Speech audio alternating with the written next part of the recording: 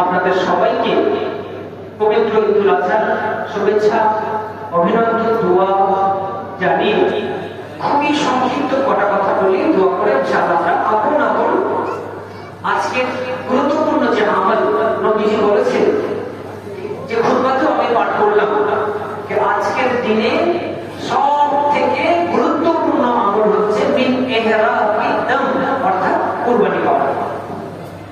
আমরা সকলেই ঈদগাহ থেকে সুশৃঙ্খল ভাবে ফিরে যাব এবং শরীর সম্মত নিয়মে আমরা কুরবানি করব ইনশাআল্লাহ।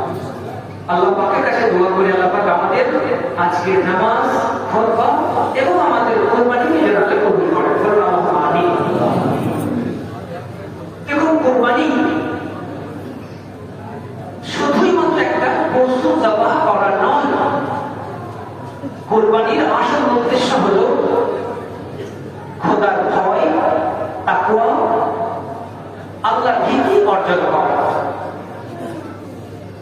এর পিছনে ইতিহাস আমাদের সবার জানা।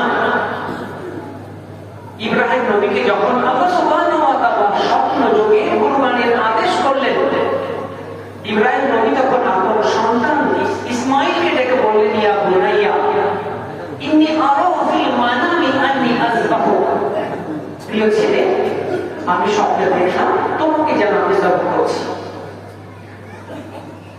সন্তান ছিল নবী পুত্র, তিনি বললেন, ইয়া আবাতি ফাআল মা তু'মার সাতাজিদুনি ইনশাআল্লাহু মিনাস সাবিরিন।